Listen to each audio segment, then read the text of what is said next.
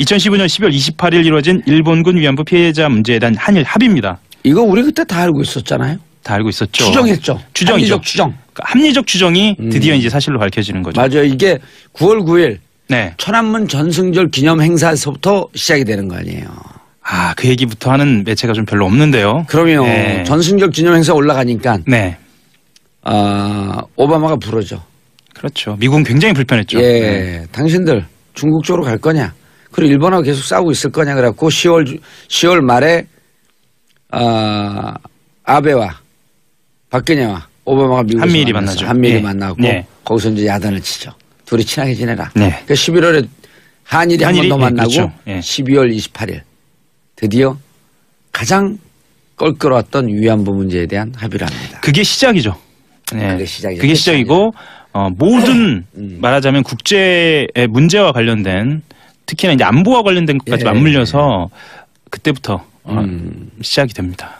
일본은 미국이죠. 미국은 MD 체제로 들어가기 위한 사드 문제를 해결하는 것이고. 그렇죠. 일본은 보통 국가로 가는 군사 동맹으로 가는. 그렇죠. 무장할 수 있는. 그렇죠. 한국은 사드를 배치하고 챙기는. 누굴까요? 챙기는 사람 뻔하죠. 박근혜 뒤에서 챙겼던 사람. 실제로 그것에 대한 수사도 돼 있었습니다. 어느 정도. 예.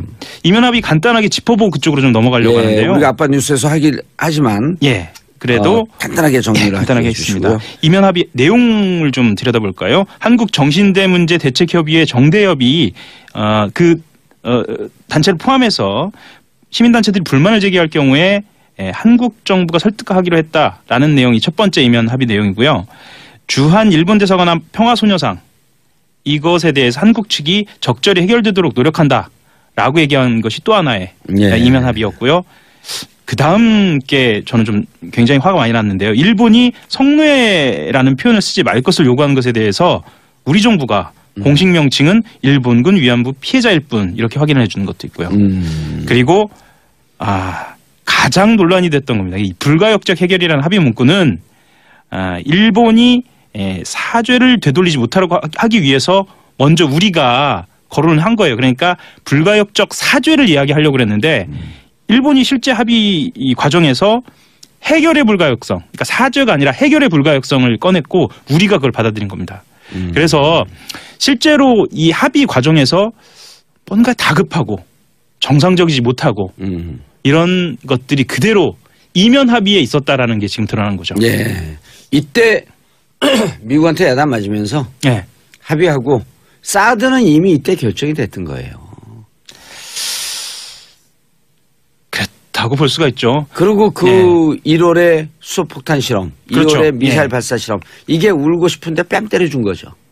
실제로 이 이면 합의와 관련돼서 일본군 위안부 피해자 문제 이면 합의와 관련돼서 최순실 씨가 움직였다라는 것을 박영수 특검에서 수사를 하기도 했습니다. 그래서 당시에 그러니까 지난 겨울이죠. 벌써 한 1년 가까이 됐는데요. 그 특검팀이 한일 관계에 정통한 제일 한국인 학자 A 씨 이 사람을 불러서 당시에 이병기 청와대 비서실장 활동과 관련돼서 그리고 최순실 씨의 존재와 관련돼서 아주 강도 높게 수사를 했었어요. 이게 어떤 상황이었냐면 이병기 전 실장이 이 A 씨라고 하는 사람하고 식사를 하는 자리에 누군가가 있었어요. 그 제보자가 있었는데 그 제보자가 이 최순실 씨와 A 씨가 배후에서 영향력을 행사하고 있다. 위안부 합의와 관련돼서 그 실제로 했다라는 말을 들었다는 거예요. 그러고 나서 특검에 제보를 했고요. 그래서 특검에서는 이 위안부 합의가 최순실 씨와 관련이 돼 있지 않느냐라는 이제 수사를 한 거죠. 실제로 이것과 관련된 결과는 지금 밝혀져 있지 않습니다. 않죠. 만약에 최순실이 개입되어 있다고 한다면 최순실이 사드 배치 결정에도 개입되어 있다? 이게 어떻게 연관이 될 수 있겠죠. 그러니까 한 묶음으로 그때 이야기가 좀 되는데요. 왜 한 묶음으로 얘기가 되냐면 그때 이야기는 위안부 합의와 묶여서 한일 군사정보 보호 협정까지 개입됐다라는 혐의를 두고 조사를 했거든요. 그렇죠. 그러면 위안부 합의, 한일 군사정보 보호 협정 그 다음 단계가 사드, MD 뭐 이렇게 가는 거거든요. 사드 뒤에는 로키드 마틴사가 있고요. 이게 2부에서는 이 얘기는 안 다룹니다. 그렇죠? 예, 최순실 씨 얘기는 안 다루게 사드와 최순실과 로키드 마틴은 악마기자 주진우. 네. 악마기자 2를 꿈꾸는 하호영. 뭐 저는 너희들의 뒤를 쫓고 있다. 예. 여기까지. 예. 조만간 밝혀져야겠죠. 기사 취재 다 됐다는 얘기네요. 아닙니다. 그건 아니고 밝혀져야겠죠. 우리끼리만 알고 있죠. 네. 예. 아니요. 무슨 특검이라 했죠? 박영수 특검. 박영수 특검도 알고 있죠. 알고 있죠. 예. 알고 있을 것으로 보입니다. 추정이 되죠. 예. 알겠습니다. 좋은 선물 드리겠습니다. 박영수 특검님 기다리시죠. 조윤선 전 청와대 정무수석 기각 이야기 다음으로 좀 해보아야 할 것 같은데요. 예. 오늘 새벽입니다. 오늘 새벽에 집으로 돌아갔습니다. 예, 답답한 일인데요. 예. 법원의 구속 전 피의자 신문 영장실질심사에서 국가정보원으로부터 특수활동비를 수수했다는 본인 의혹에 대해서 소속 직원을 거론하면서 부인을 했습니다. 그러니까 어떻게 넘겼냐면요. 지금 구속돼 있습니다. 당시 부하였던 신동철 정무비서관이 먼저 알아서 국정원 돈을 가져왔다. 업무 경비로 위협한 줄 몰랐다라고 이야기하면서 자기 소속 직원을 부하라고 이렇게 칭하면서 자기는 몰랐다라는 거예요. 이 사람이 그냥 돈을 가져왔고 자기가 받은 게 아니고 가져오니까 그 돈인지 모르고 썼다? 네. 상식적으로 이해가 안 가죠. 아니 상식적으로 이해가 가요. 이렇게 잔머리 굴리라고 공부 잘해서 사법고시 패스한 거예요. 자기 남편도 그러고 본인도 그러고. 그리고 이렇게 뻔한 거짓말 하는 것을 그 진술이 있으니 맞습니다. 라고 그렇죠. 인정해준 판사. 예, 서울중앙지법 오민석 영장전담 부장판사가요. 금품의 뇌물성 등 범죄 혐의에 대해 다툼의 여지가 있다 이렇게 봐줬어요. 예, 봐줬다기보다 그렇게 봤습니다. 예. 그리고 인정했으므로 증거인멸에 우려가 없다. 이렇게 얘기했습니다. 그래서 검찰이 이렇게 얘기했습니다. 전경련을 압박해서 특정 보수단체를 지원하게 한 같은 혐의로 부하 직원인 허 전 행정관은 구속시켰는데 상급 책임자이고 또 별도의 뇌물수수 혐의까지 있는 조 전 수석을 풀어줬다? 이거는 엄정한 책임을 면한 그런 결과를 가져왔다라고 해서 공정성이 침해됐다. 강하게 반발했습니다. 그러니까요. 오민석 판사가 판결한 이제까지 판결을 누가 믿겠습니까? 그렇게 됐네요. 예. 앞으로도 믿을 수 없어요. 여러분들 판사 있으면 안 됩니다. 김명수 대법원장님 듣고 계시죠? 이런 사람들 판결하면 안 돼요. 예. 아니 검찰이 항의했잖아요. 검찰 항의한 논조에 근거해서 하는 거예요. 저는 얘기가. 그렇죠. 제가 한 것도 아니고. 국민들의 법감정. 그럼요. 예. 아니 지금 검찰이 뭐라 그랬냐면 믿을 수 없는 즉 신뢰할 수 없는 판결이므로 그 다음에 생략했잖아요. 당신 판사하면 안 돼. 그렇게 그 얘기한 거예요. 예. 이런 사람들 판결한 거 어떻게 믿습니까? 예. 상대적으로 우병우 전 수석은 어쨌거나 구속 상태 풀어달라고 하는 요구가 받아들여지지 않았습니다. 서울중앙지법 형사합의 2부 이유철 부장판사. 제가 이름을 이야기하는 건 뒤에 좀 설명을 좀 할 텐데요. 이유철 부장판사는 기존 구속영장 발부에 따른 구속이 적법하다라고 아주 심플하게 간단하게 그 거부의 뜻을 밝혔어요. 사정 변경이 없었다. 그렇죠. 예. 우 전 수석 같은 경우에는 혐의 사실 다툼 여지가 있다. 증거를 인멸하거나 도주할 우려가 없다. 이런 이야기는 했지만 받아들이지 않았고요.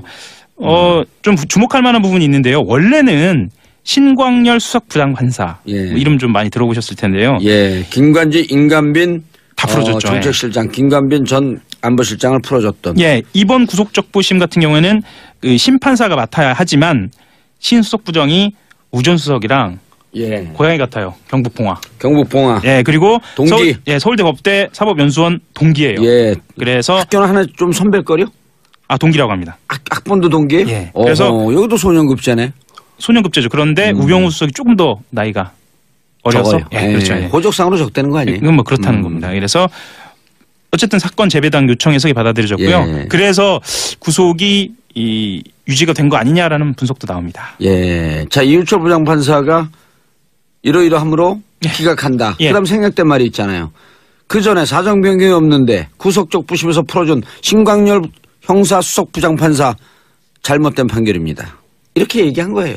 그렇게 볼 수가 있겠죠. 그렇죠. 아니 그 뒤에 생략된 부분 이것을 행간의 의미라 그러잖아요. 행간의 의미죠. 사이버사령부 얘기로 다음으로 넘어가겠습니다. 사이버사령부 지금 김관진 전 장관이 예. 구속에서 풀려나서 좀 답답한 상황인데요. 2012년 4월 11일 총선을 앞두고 4월 11일 총선을 앞두고 사이버 사령부를 동원해서 정부 비판에 대응하고 치적을 홍보하는 30일 작전을 벌였다.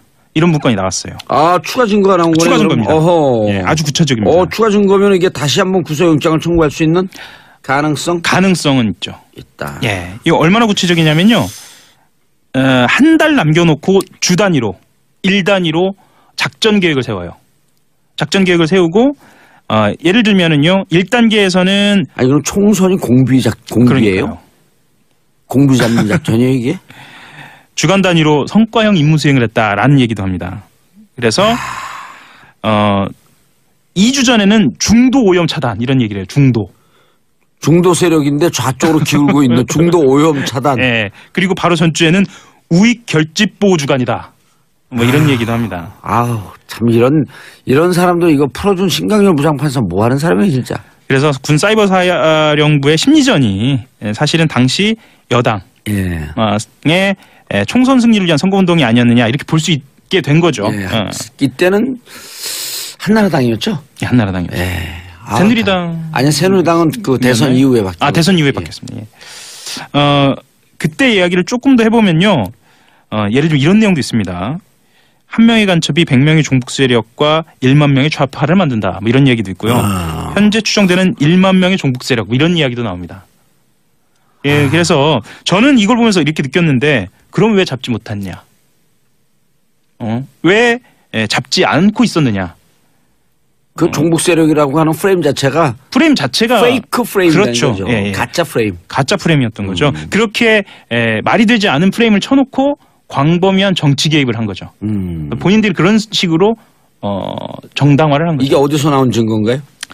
이게 검찰이 확보하고 있는 건가요? 아닙니다. 이게 국방부 TF에서 나온 거고요. 아하, 그럼 이제 검찰로 넘겨야 되겠네요. 검찰로 넘겨야 합니다. 추가 증거가 나왔으므로 김관진 전 안보실장은 구속의 가능성이 높아지고 있습니다. 예.